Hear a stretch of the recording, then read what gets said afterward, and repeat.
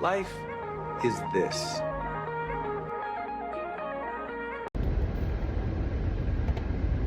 Day, whatever we've got to.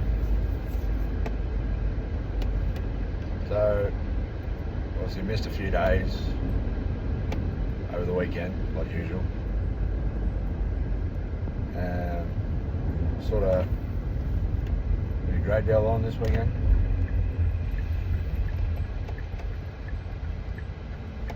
Sort of tried to do a bit of relaxing for a change before Christmas hits and all that stuff. Suppose I did spent a bit of time with a couple of mates, got some drinks. It was something that I don't do very often. It was probably the drunkest I've ever been since I've been with my partner, and I felt shit. I really felt like I'd done one of the worst things in his life. I was not great, but I wasn't violent or aggressive or anything like that. Like, I was just happy, and I'm a pretty good drunk, but I got sick. I was pretty sick. Our head spins kicked in. Yeah, I was doing well to keep dinner down. And then I think the reason that I felt so bad, apart from just how I was feeling, is that I know that my partner really doesn't like that excessive drinking. It's not that she doesn't like it, it's that it worries her. I'm sure there's been things in the past, and we've kind of spoken about things that have happened in her past before that around alcohol. And even when she wasn't pregnant, she wasn't a big drinker. And to be fair, I'm not a big drinker either. It's usually only every so often. And I've always been fairly restrained when it comes to drinking, especially with the kids being around.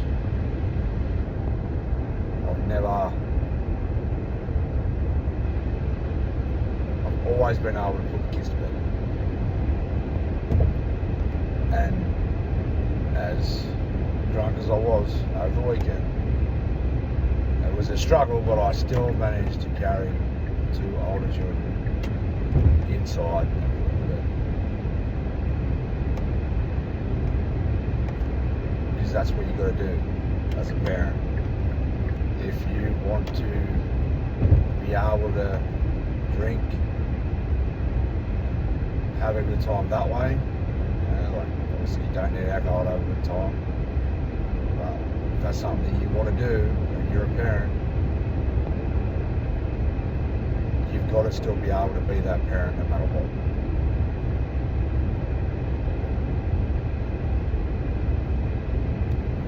I feel like there's a lot of people that don't quite understand that. And I know it can be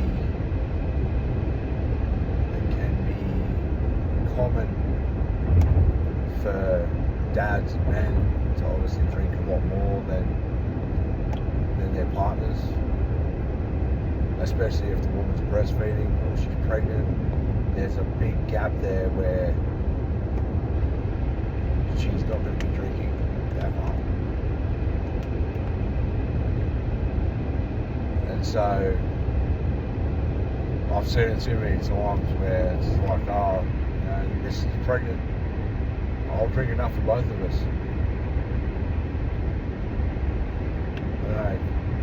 They kind of leave the kids to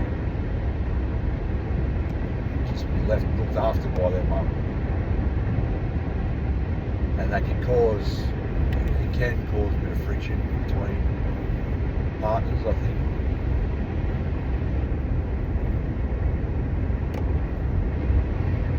And there was something that worried me, was worrying my partner. And it made me feel bad. As much as she tells me that I don't need to feel bad, I'm still going to. Because I care about it so much. I don't like upsetting her.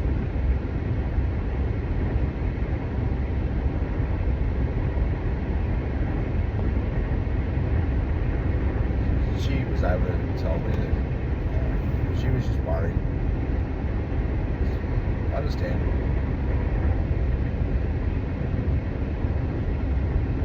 I think alcohol wasn't what I was going to talk about today. But I think there's definitely a spot for it. And it's something that's probably glossed over a bit when it comes to men during pregnancies, after birth. Depending on how their headspace is, a lot of people, men and people, women, will turn to alcohol as a bit of a coping mechanism. And obviously it can make matters so much worse.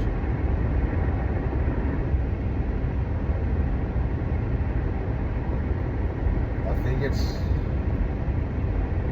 more common in men, especially around that pregnancy and postnatal, because obviously a woman's pregnant, you've got a designated driver for 9 months, essentially.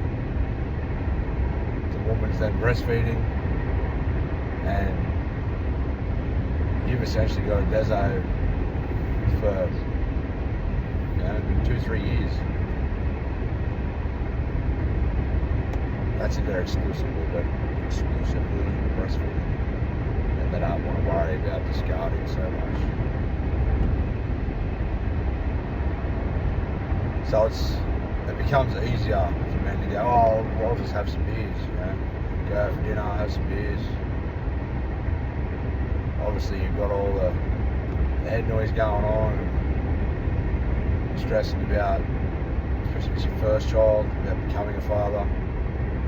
Stressing about money, drop back to a single income. Everybody knows that the government is a great help, and you just need that bit of extra cash to try and help you get through.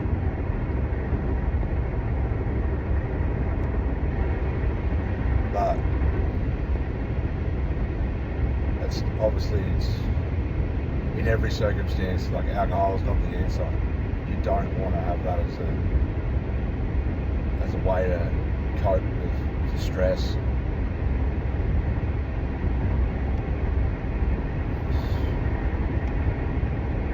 I really think that if you're a woman and you're pregnant and your partner is beginning to drink more since your pregnancy, it probably needs to be a conversation that's had, but not the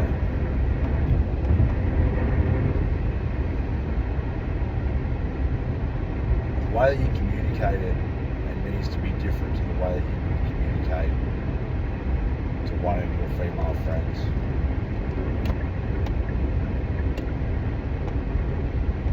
Men can get very defensive, especially if, I'm telling you, if he's been drinking fairly heavily, he knows he's drinking heavily. And he knows he's doing it for a reason that he doesn't want to deal with.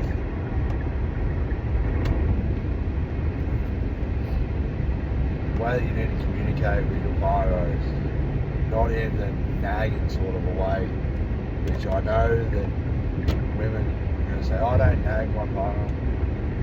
It's like, you don't think you do, and you probably don't. But some men, especially if they're already in a vulnerable position,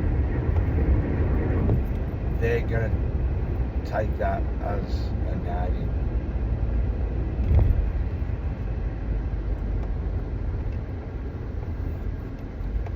Trust me, if you know that a man has a problem with anything, that man already knows he's had the problem for a while.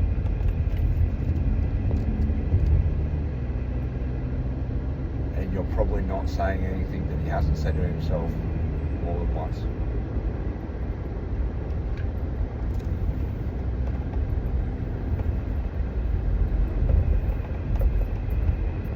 I feel like it just needs to come from a place more of support than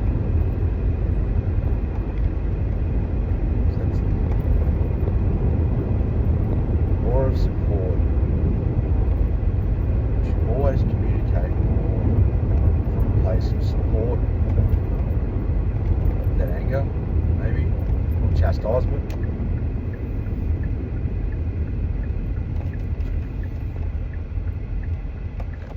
Because when it comes from a place of chastisement, it's not going to be well received. But on the flip side of that, blokes, if you know that there's an issue, you know that you have a problem,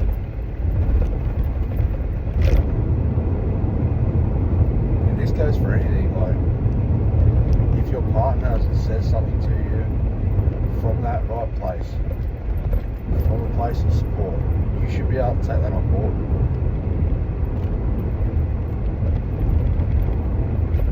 And remember, like, alcohol is not universal. And just because your missus can't drink for, you know, minimum of almost a year to 2 or 3 years, doesn't mean you need to drink for the both of you.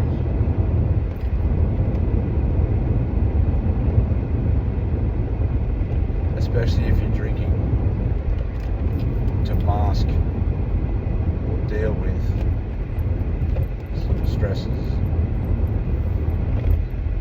headwinds.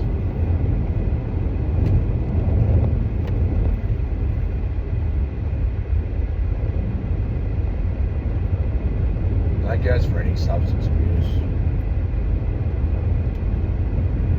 Whether you're heavily drinking, or taking drugs, gambling, eating, excessive eating of just crappy foods.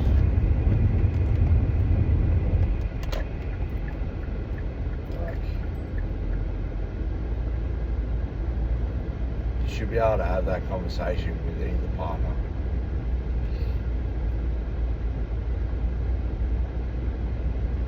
And 9 times out of 10, the only reason your partner said something is because they care about you. If they didn't care, they wouldn't mention it.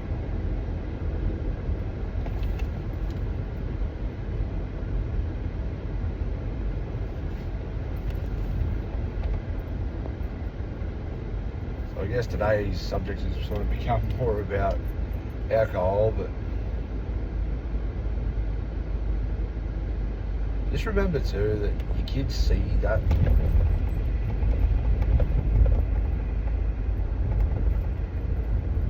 Your kids will see the way that you are.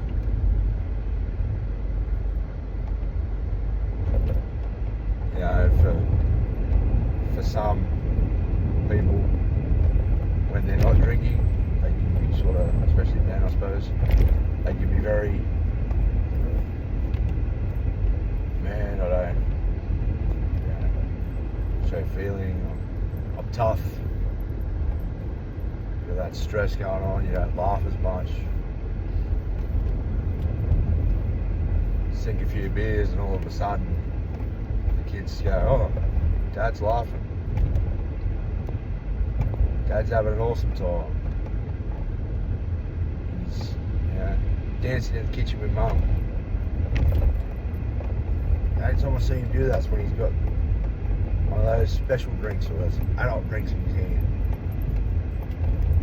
And then they grow up and I think, well, the only way that I can be happy and laugh and smile and have a good time is by having a beer, having a drink. Right. And it just follows on.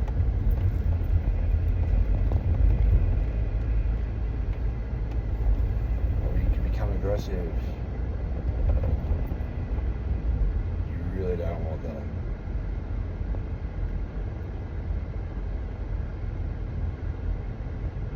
I don't think we realise how much information children absorb, how much they see that's going on around them, what we do.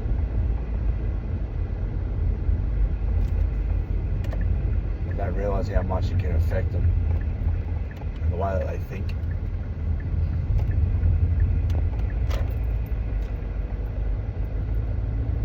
Just remember, there's easier ways to deal with your head noise.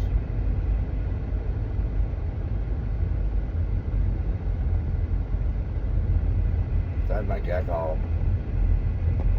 Don't make it the way that you deal with it. Please. Remember, stay safe. Look after each other. Please. Safe.